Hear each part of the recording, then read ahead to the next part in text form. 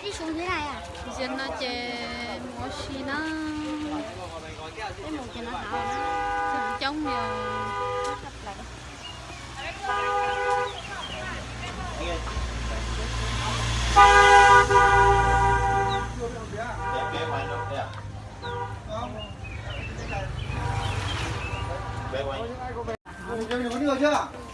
Rồi chè bây giờ bé ta nó tôi bắt đầu mua xì. Khoan chỉ khoan không?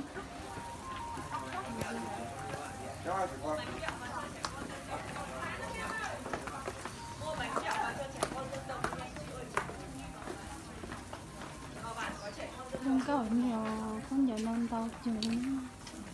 Mua bánh kẹo vào cho trẻ con dân tộc với bản đi ạ. Mua bánh kẹo vào cho trẻ con dân tộc đi anh chị ơi. Vào bản có trẻ con đứng dọc đường chào hỏi xin quà, mua một gói vào cho các cháu đi anh. Mua một gói vào cho các cháu dưới bản đi ạ. Sao vừa mua thịt kẹo á? Mua vào cho trẻ con ở dưới bản đi. Mua không? Không. Mua một gói đi anh ơi. Anh mua gói đi, anh nếu còn được. Thôi đi em ơi, chị ơi. Chị ơi, đi, không ấy đâu mà. Đi.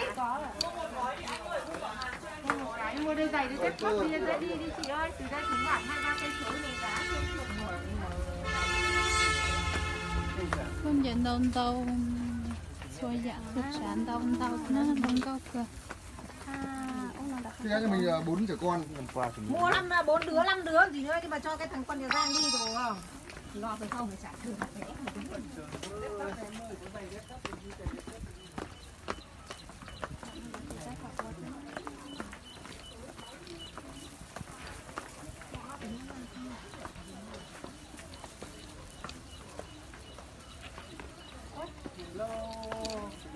Dùng có cỡ liều lúc ấy tức là dọn dẹp hết thế nào thế nào.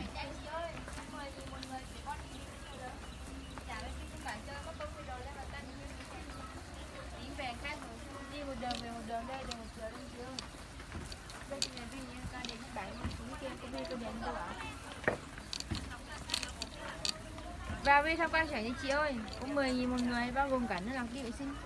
Trả bên kia xuống bản chơi, mất công thì đồ lên bàn tay chụp viên núi này. Muốn về khác rồi ạ. Đi một đường về một đường đây đường một chờ các chị ơi.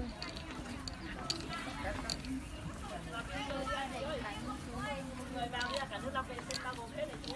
Chứ nữa mình không quay lại đường này nó về đường khác rồi ạ. Như đang nắm cả bản cát cát luôn rồi ạ.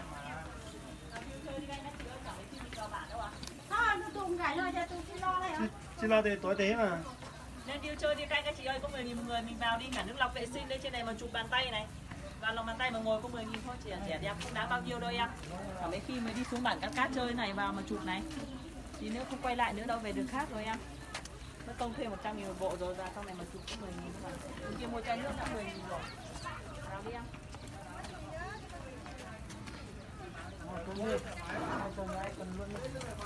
Xem bản đồ nhá. Dùng có cỡ nó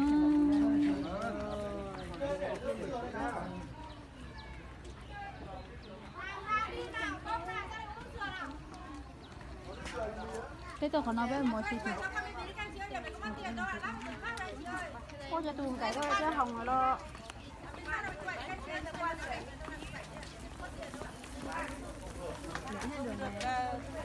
Liên tục là được một ngày. Không thể dùng cao cho nó tiền đâu. Cầm mèo này.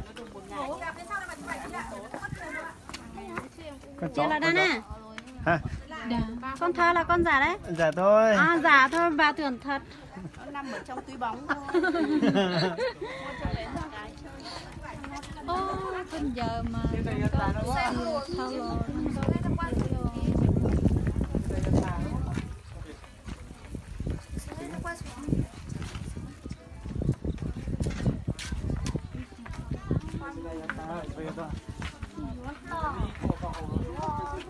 Có bản đồ.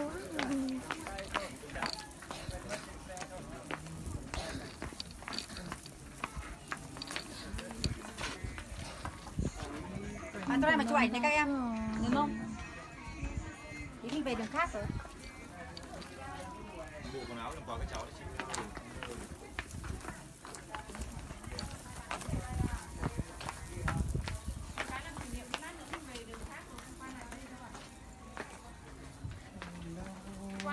việc đi anh chị ơi.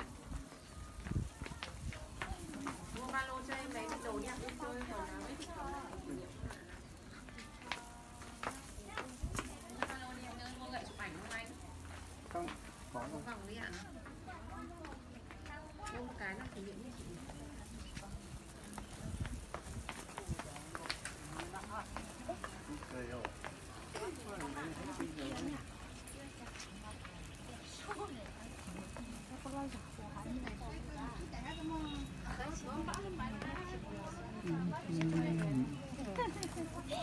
Đó. Con lấy máy kìa. Đó là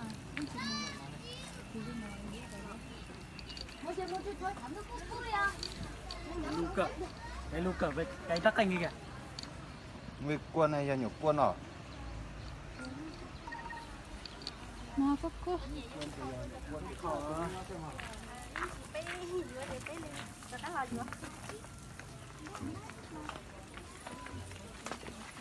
đây giờ con nã lúc chỉ cho số là nã cho số các bạn Cái lòng lê.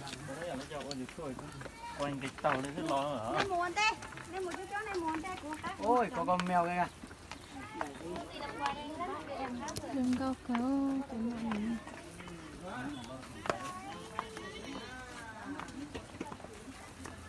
nó phải từ trong vào từ giữa giặt thì giữa lên nó Không cái nhà.